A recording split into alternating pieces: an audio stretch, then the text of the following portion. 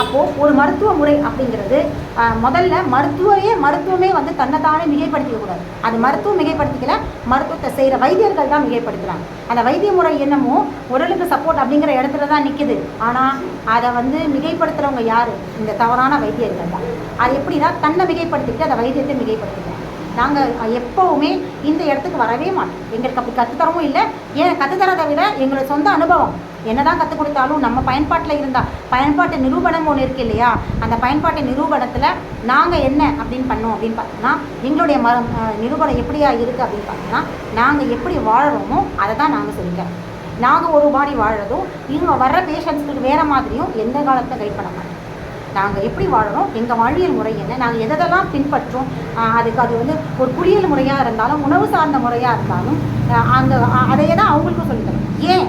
ஏன் நாங்கள் மற்றவங்களுக்கும் சொல்லித்தரோம் அப்படின்னா, உண்மை எதை நாம் வந்து நம்புகிறோமோ. இப்போ நாங்கள் வந்து இப்போ ஒரு குழந்தைகிட்ட எடுத்துக்கோங்களேன், உதாரணத்துக்கு ஒரு குழந்தைகிட்ட பொய் சொல்லாத கண்ணா அப்படின்னு சொல்லிட்டு நம்ம இங்கே 100 பொய் சொல்லிட்டு இருந்தா, அந்த குழந்தைக்கு பொய் சொல்லாத அப்படிங்கிற வார்த்தை போய் சேரும்பொழுது அந்த உயிர்கிட்ட அந்த போய் சேருது இல்லையா, அப்போ அந்த உயிர் உணர்ந்துடும். அந்த ஸ்தூல உடல் வேணா அதுக்கு உணராமல் இருக்கலாம், அம்மா சொன்னாங்க அப்படின்றத காதில் கேட்டோம். ஆனால் உள்ளே இருக்க உயிர் இருக்கு இல்லையா, அதுக்கு எல்லா உண்மையும் தெரியும் இல்லையா.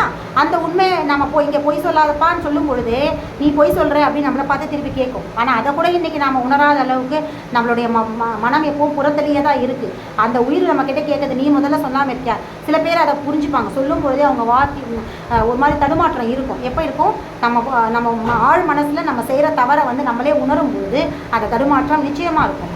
ஆனால் தடுமாற்றமே இல்லாமல் கொஞ்சம் கூட எந்த விதமான வெக்கமான எதுவுமே இல்லாமல் அப்பட்டமாக வந்து நேர்மையற்ற தன்மையோடு பேசுகிற ஒவ்வொரு விஷயமும் அங்கே வந்து போய் சேரவும் செய்யாது.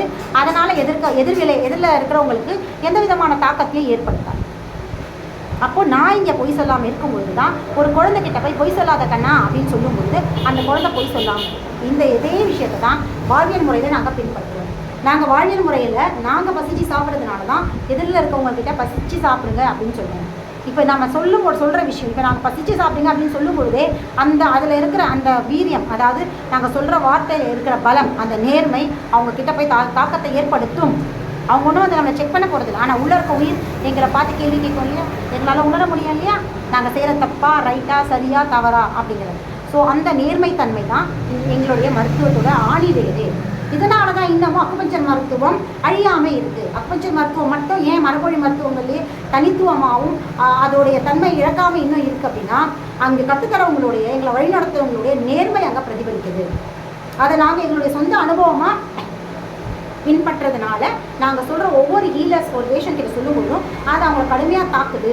அதனால் அவங்க என்ன பண்ணுறாங்கன்னா அவங்களுமே ரொம்ப ரொம்ப ரொம்ப சரியாக வந்து வாழ்வியல் முறையை பின்பற்றிட்டு இருக்காங்க. அதனால தான் அக்குபஞ்சர் ட்ரீட்மெண்ட் எடுத்துகிட்டு இருக்கவங்க பெரும்பாலும் ஆரோக்கிய நிலையோடையே இருக்காங்க. இதுதான் உண்மை. ஸோ ஒரு விஷயத்தில் நேர்மை இருக்கணும், அது மருத்துவத்துக்கு மிக மிக முக்கியம். இதை நாங்கள் மருத்துவ அறம் அப்படின்னு சொல்லுவோம். ஏன் மருத்துவத்தை அறம் சொல்கிறோன்னா, பிற பணிகளை விட கல்வியும் மருத்துவம் மிக மிக முக்கியமானது. அதில் அறம் இல்லை அப்படின்னா அதை வந்து மேன்மைத்தன்மையே போகாது. ஏன்னா இது ரெண்டும் மனிதர்களுடைய உயிரோடையும் அறிவோடையும், அதாவது அறியாமையோடையும் டீல் பண்ணுற விஷயம். அறியாமை இல்லாத ஒரு மனிதன் தான் மிகச்சரியாக அவனுடைய சமூகத்தை வழிநடத்த முடியும். அதே மாதிரி ஆரோக்கியத்தோடு இருக்கிற உயிர் தான், அதாவது உடம்பை வளர்த்தேன் உயிர் வளர்த்தேனே அப்படின்னு சொல்லுவாங்க இல்லையா. அந்த ஆரோக்கிய உடம்பை வளர்க்குறது இல்லை, ஆரோக்கியத்தை வளர்க்குறதுன்னு தான் திருமூலர் சொல்லியிருக்காரு. அப்போ இந்த ஆரோக்கியத்தை வளர்க்குறவனாக மட்டும்தான் உயிரை வளர்க்க முடியும். உயிரை ஒழுங்காக வழிநடத்துறவனாக மட்டும்தான் அறியாமையிலேருந்து விளங்கி ஒரு நல்ல ஆரோக்கியமான சமூகத்தை உருவாக்க முடியும். இங்கேயே ஆரோக்கியத்திலேயே நம்ம இங்கே வந்து தேக்கமாக நின்றுட்டு இருந்தால் எப்படி ஒரு சமூகமோ ஒரு தேசமோ ஒரு மாநிலமோ ஒரு ஒரு வளர்ச்சி அடைந்த நாடாக ஆரோக்கியமான ஒரு பிரதேசமாக இருக்கும்? எந்த வளர்ச்சியும் காண முடியாது. எல்லாத்துக்குமே ஆணிவேர் இருக்கு இல்லையா, ஆணிவேர் ஆரோக்கியம். இதை தான் நாங்கள் அக்குபஞ்சர் வழியாக அவங்களுக்கு சொல்லித்தரது. அவங்க எத்தனை கஷ்டங்களை வந்து எங்ககிட்ட சொன்னாலும் மனசை விட்டுறாதீங்க, இது உங்களுக்கு ரொம்ப முக்கியம். மற்ற புறத்தில் இருக்கிற எல்லா சூழல்களுமே வேறு, ஆனால் அதெல்லாம் மாற்றத்துக்கு வந்துடும். ஆனால் உடல் ஆரோக்கியம் உங்கள் கையில் தான் இருக்குது. புறச்சூழல்கள் வந்து நம்ம கையில் இல்லை. அதோட மாற்றம் வந்து நம்மளுடைய செயல்கள் வழியாகவும் அந்த செயல்களுக்கான விளைவு வழியாகவும் வரும். ஆனால் உடல் ஆரோக்கியம் அப்படிங்கிறது மனசுலேருந்து ஆரம்பிக்குது. மனசை நீங்கள் சோர்வாக வச்சுட்டு இந்த புறச்சூழலுடைய அச்சுறுத்தலை பார்த்துட்டோ இல்லை மாற்றங்களை பார்த்துட்டோ அது நெகட்டிவாகவும் இருக்கும் பாசிட்டிவாகவும் இருக்கும். அதை வந்து உங்கள் மனசை விட்டுட்டீங்க அப்படின்னா அது எங்கே பிரதிபலிக்கும்? உடல் ஆரோக்கியத்தில் பிரதிபலிக்கும். உடல் ஆரோக்கியத்தை இழந்தவனால அடுத்தடுத்த செயல்களில் சரியாக செய்யவே முடியாது. இந்த பக்கம் ஆரோக்கியமே இழந்துருவோம், அந்த பக்கம் நம்மளோட புறச்சூழல் ஏற்படுற மாற்றங்கள் வந்து வெளியே வர முடியாது. இப்படியான விஷயங்களை தான் அவங்களுக்கு சொல்லிக் கொடுத்தாங்க.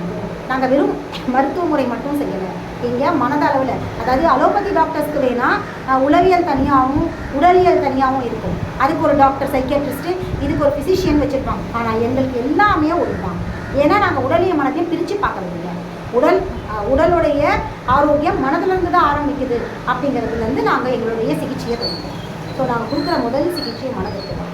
ஏன்னா உடலை நாங்கள் டிஸ்டர்ப் பண்ண மாட்டோம். உடலுக்கு ஆறுதல், இந்த ஆறுதலே போதும். மனசுக்கு கொடுக்குற ஆறுதலே உடலுக்கு ஆதரவை கொடுக்கும், சப்போர்ட் பண்ணும். சப்போர்ட் பண்ணால் நோய் வந்து வெளியே வரும். இதான் அக்குபஞ்சருடைய தத்துவம்.